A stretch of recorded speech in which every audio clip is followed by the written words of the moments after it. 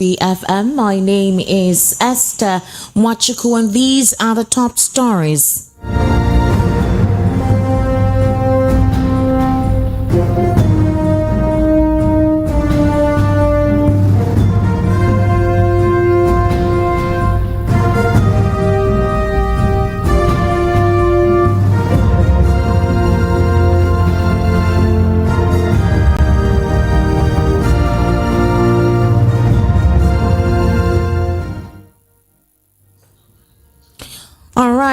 These are the top stories. APC chieftain Kyo Ojo slumps, dies. Group slams Atiku for mudslinging Tinubu's government. Appeal court justices slam Elisha Abo over bribery claims. APC alleges Fubara squandered 144 billion naira received from federal government. Details now.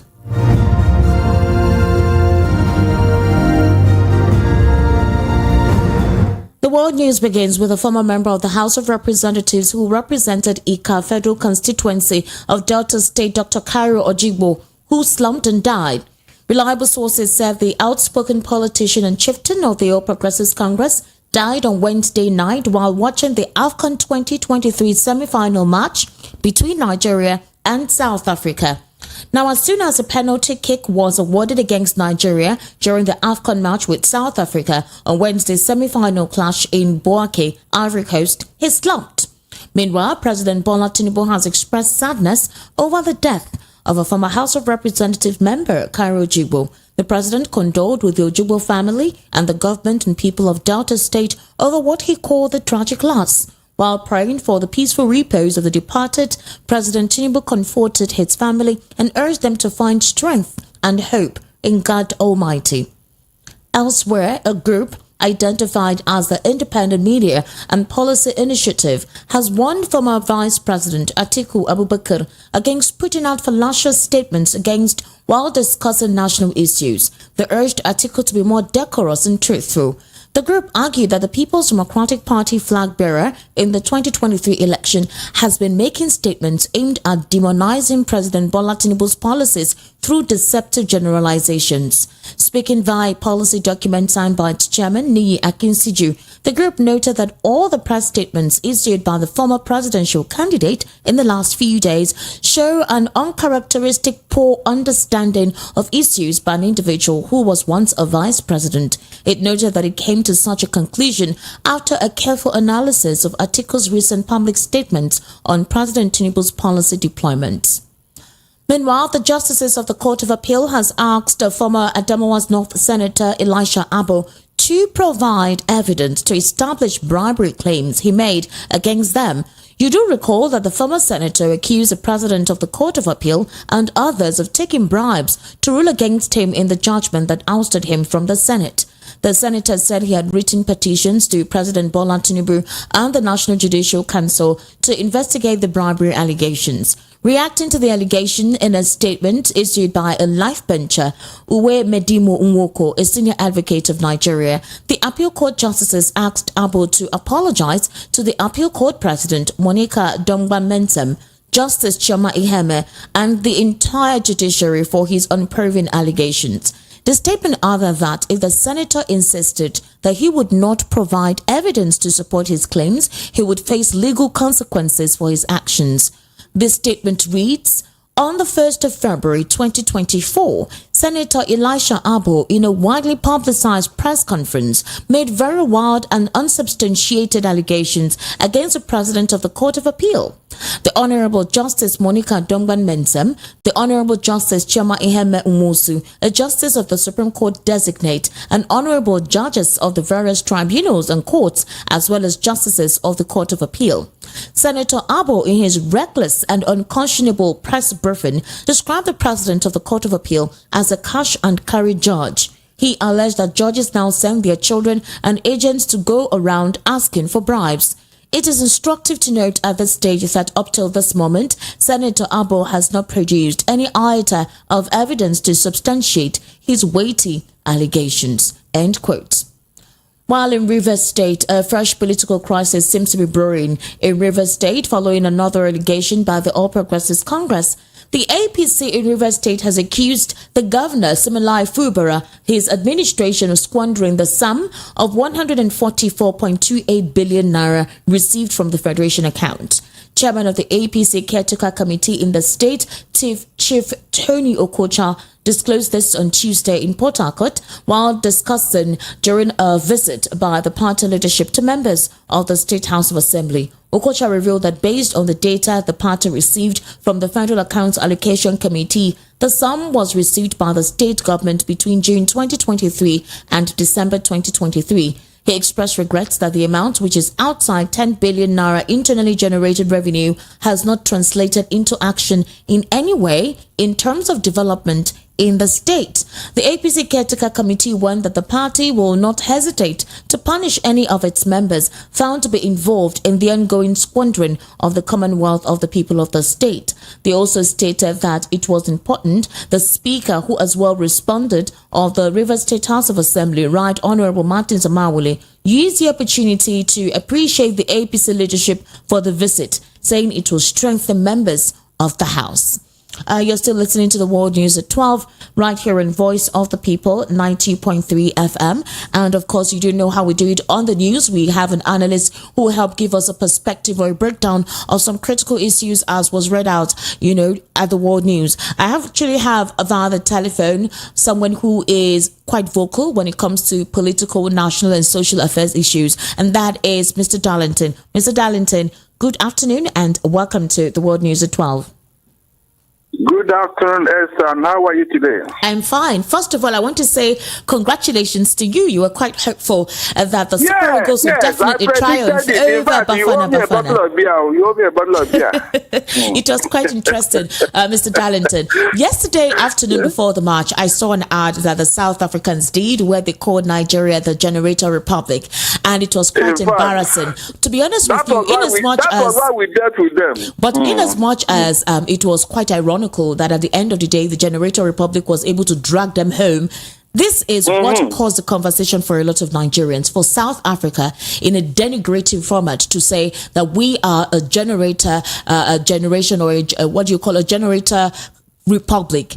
That tells you a lot. With the supposed term that Nigeria is a giant of Africa, it means that we're supposed to have consistent power supply. We're supposed to have good roads. We ought to have been able to put a curb on our insecurity, right? We also have social amenities available and at our disposal. We're not supposed to be crying that bread and gari and rice and staple foods are expensive. Don't you think that in the irony of all this, there is a huge meaning to what that ad actually portrays about Nigeria and the term they refer to us as a generator republic? What's your take on that?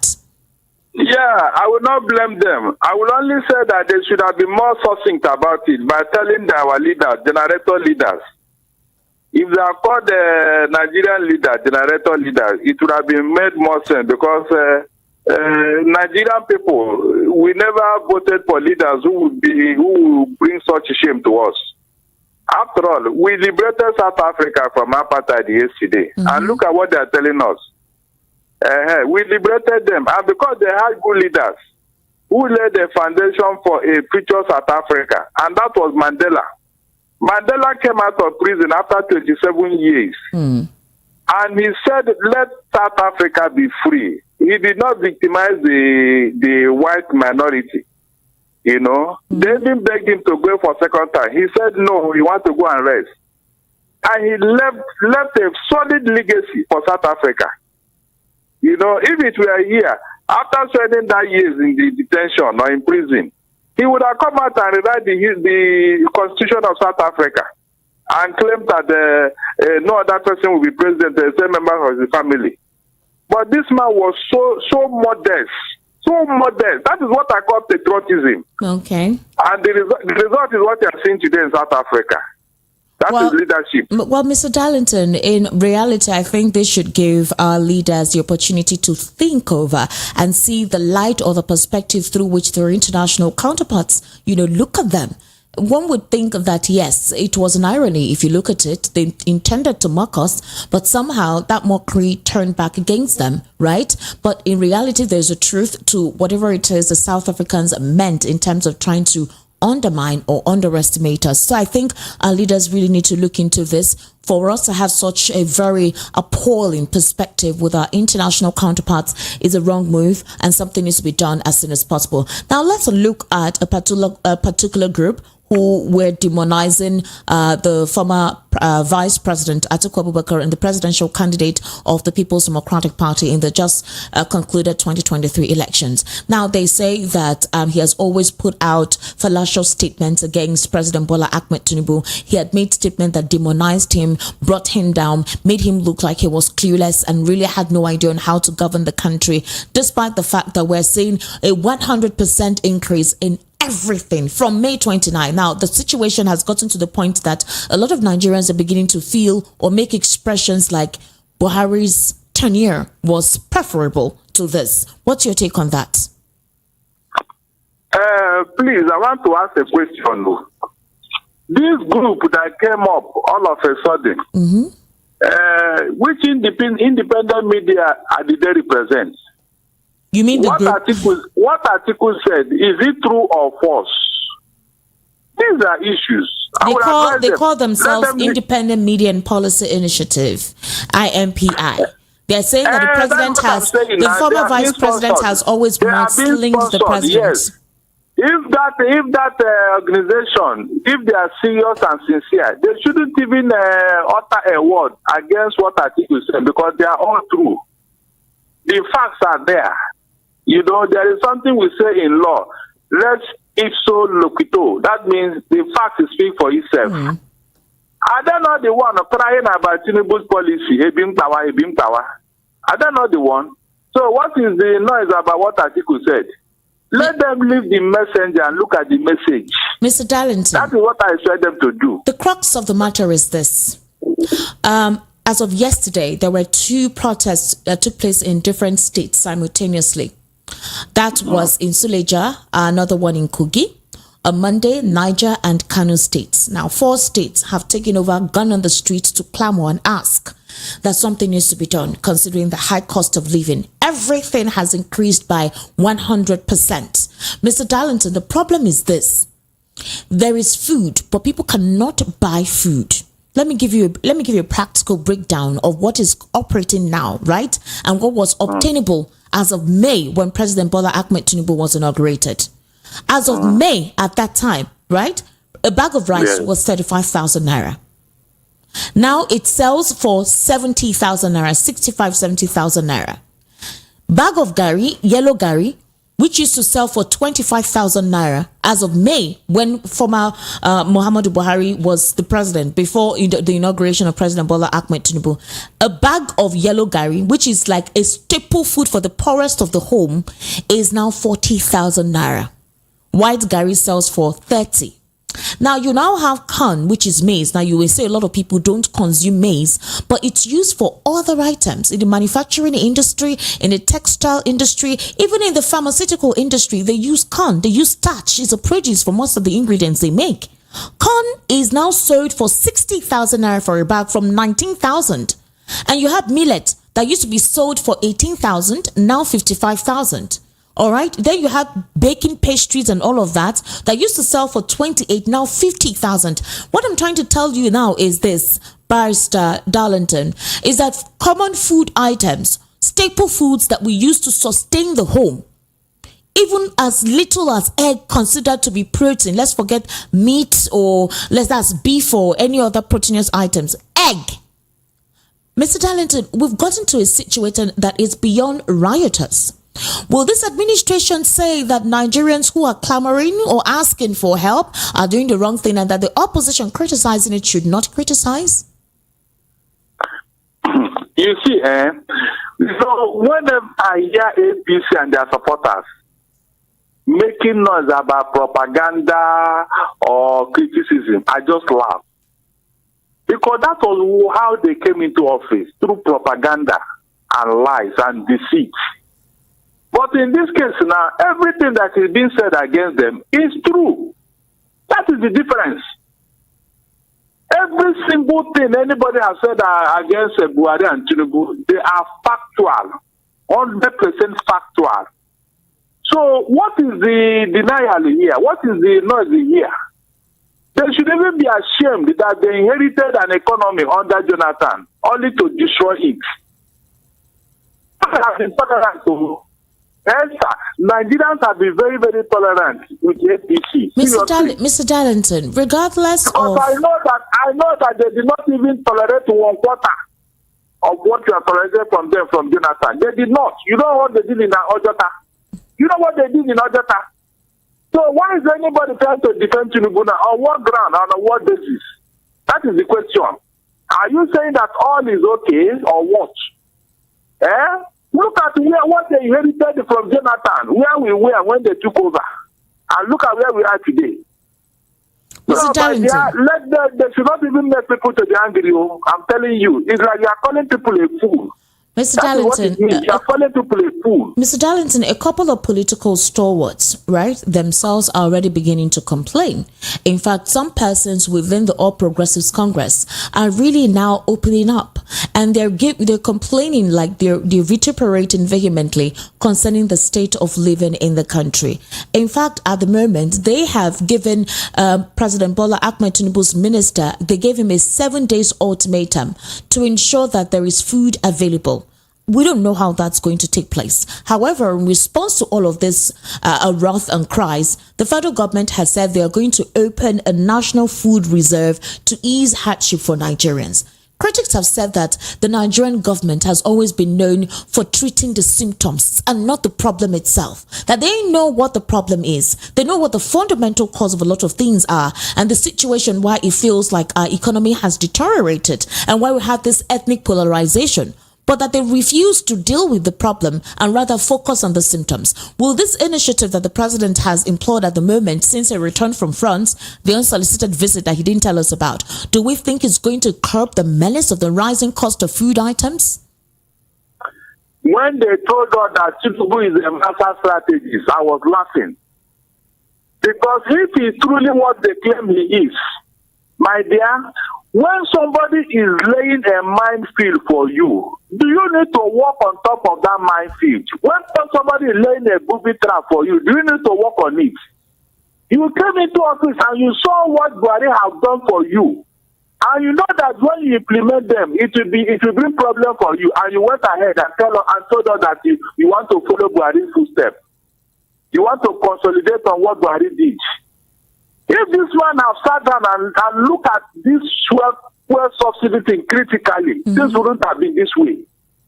But everything he did was just to please Buhari and some of his acolytes.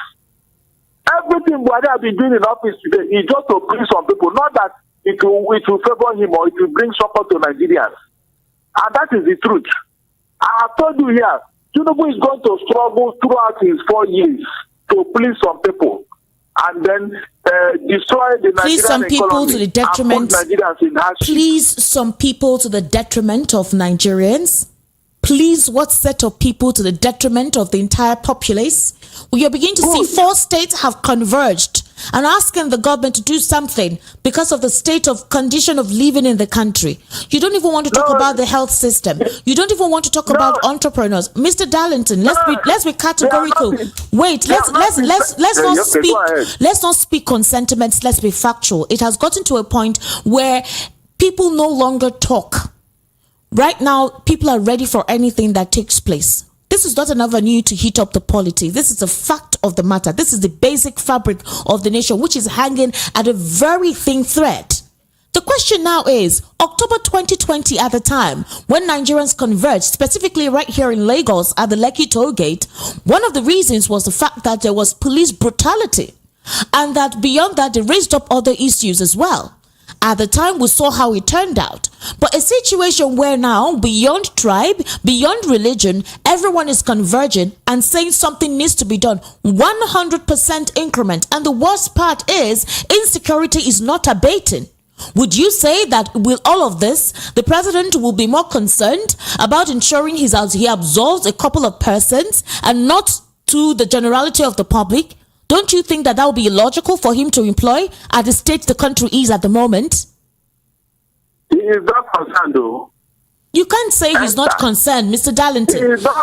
You cannot say the president is not concerned. Look at the reaction to the protest is it not in Suleja where? They arrested, I think, 8 of the ringleaders, according to the police.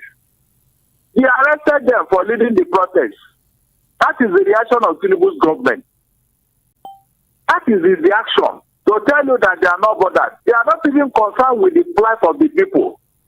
As long as World Bank and IMF are praising him, he's not bothered. That is the truth. Bayononoga came out the other day and told you that in the stock market, the Nigerian stock is the highest in the whole world. I don't laugh. Esther, if you come into this country today with just $1 million, you are $1.5 billion richer. 1.5 billion naira richer. Is that an economy? These are just paper portfolio economy. Any day these investors will come here and take away their money, your economy will collapse. Because there is nothing on ground, no factory. These are just paper. They are buying stocks.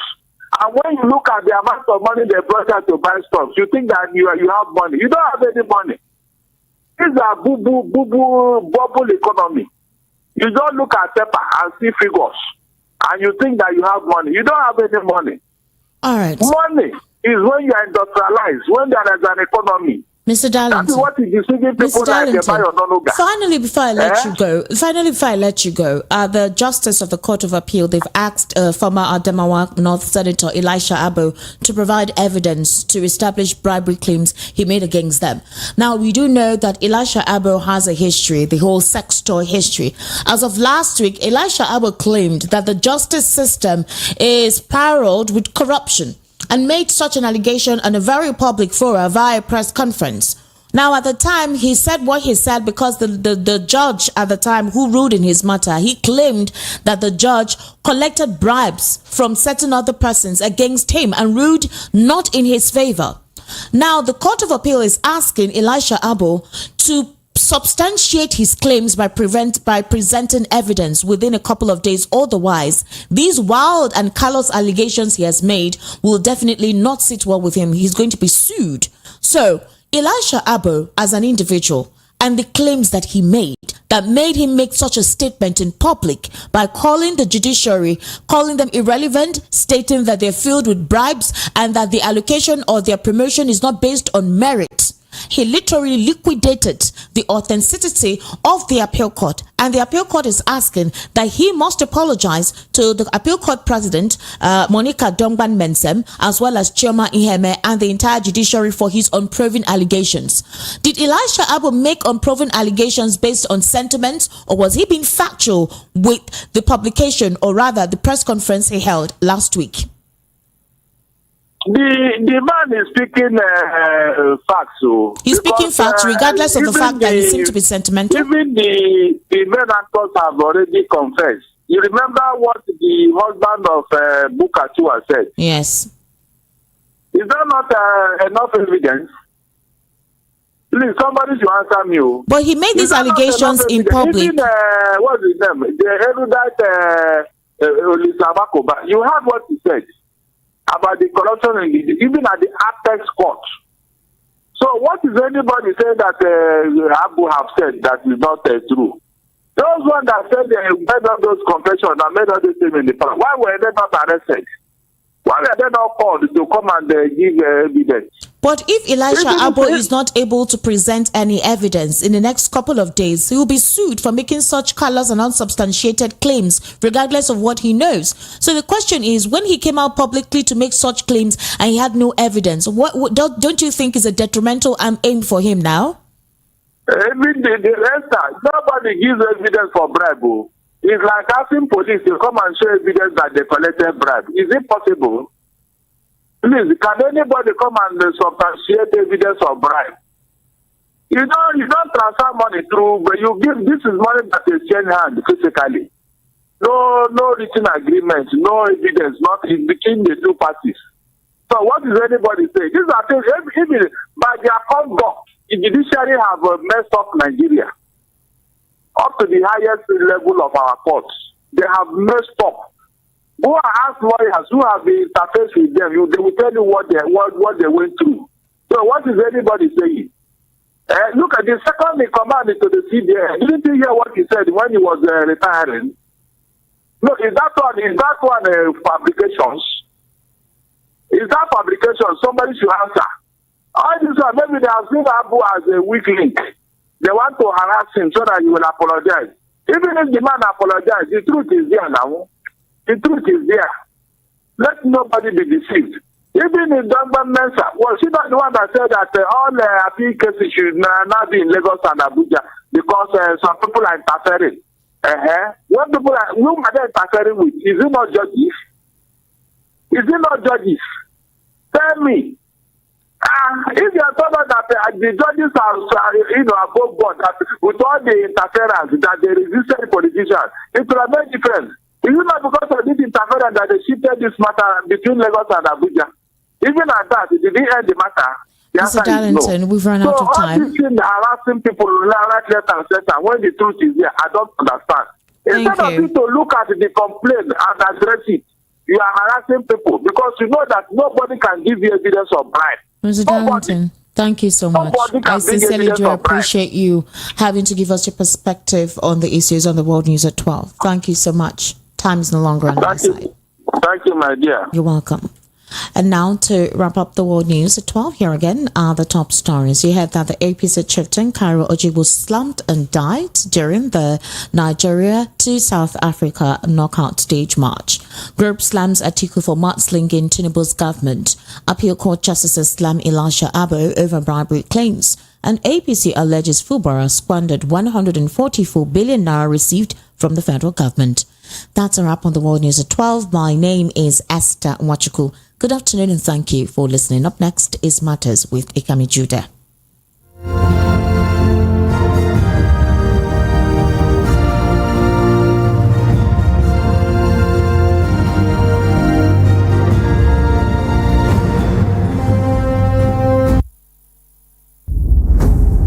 A new dawn, a new story from the station that keeps you informed.